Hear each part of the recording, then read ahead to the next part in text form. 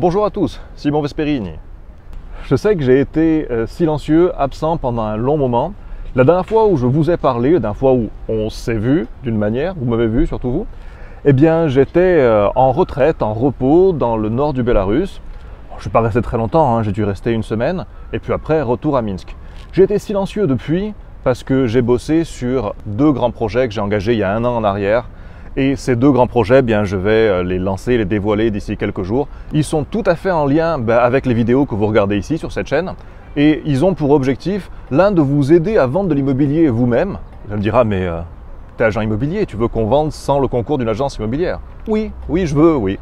Parce que les gens qui ne veulent pas passer par une agence immobilière, je ne veux pas leur raconter des cracks pour qu'ils soient obligés de le faire. En vérité, ils n'ont pas besoin d'une agence immobilière s'ils veulent s'en passer. Si on apprend à le faire, on sait le faire et on peut le faire. Il en va de même pour vendre de l'immobilier. L'autre gros projet, il s'adresse aux gens qui veulent s'installer en Corse. Alors je ne vais pas rentrer dans les détails ici, je vais faire vraiment des vidéos détaillées sur toutes ces choses-là en temps et en heure, mais voilà, c'était pour vous dire pourquoi vous m'avez plus vu. Je bossais dur en parallèle de l'agence sur ces deux gros projets-là. En parallèle, je suis encore pour quelques jours au Bélarus, en Biélorussie, et après je vais faire un passage en Corse parce que je dois vous dire que c'est la première fois de ma vie que je reste aussi longtemps loin de la Corse. Ça fait 9 mois, 8 mois, je ne sais plus, juste quelque chose comme ça. Et évidemment, je ne l'ai pas prévu comme ça. Hein. C'est que vous avez suivi l'actualité, vous avez entendu parler, je crois qu'il y a une histoire de virus depuis, puis une histoire de frontières fermées aussi, puis il y a une histoire de survol interdit de certaines zones, d'aéroports bannis, vous voyez, toutes ces choses-là. Tout ça, ça a retardé mon retour.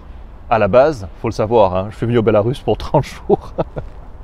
Donc à la fin du mois, je serai en Corse et j'y serai pour un moment et je reprendrai mes allers-retours comme je l'ai toujours fait par le passé. Voilà.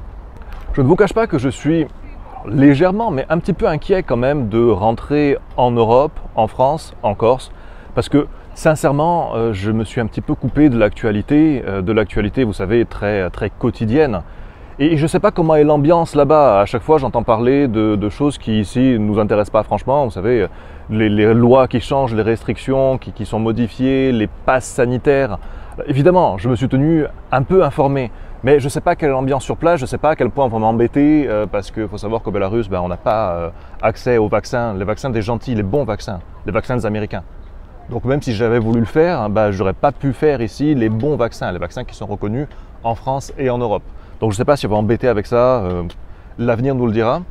Pour vous parler rapidement du Bélarus, je sais qu'il y a des gens qui sont spécifiquement intéressés par le Bélarus et je les comprends totalement. Écoutez, c'est vraiment super d'être là. C'est beau de voir ce pays en fait. On s'éclate, c'est le printemps, il fait super beau, les gens sont partout, tous les soirs, il y a une superbe ambiance dans les rues de Minsk, toujours dans la joie, la bonne humeur. Et d'imaginer que tant de pays sont maussades.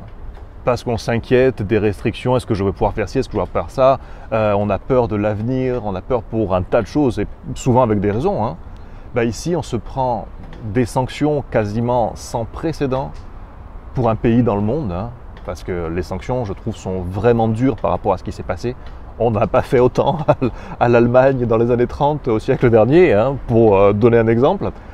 Et les gens sont heureux, et les gens affrontent ça fièrement. Franchement, c'est beau à voir, quoi. Cette vidéo, vous l'aurez compris, n'était qu'une update, de mise à jour. C'était vous donner quelques nouvelles de moi parce que j'avais été silencieux pendant longtemps, trop longtemps, j'en ai conscience. On va reprendre des vidéos à un rythme beaucoup plus soutenu, 2-3 fois par semaine. Et puis, je vais vous documenter mon retour. Et puis surtout, on va parler de la Corse, de l'installation en Corse. On va parler de l'installation en Bélarus.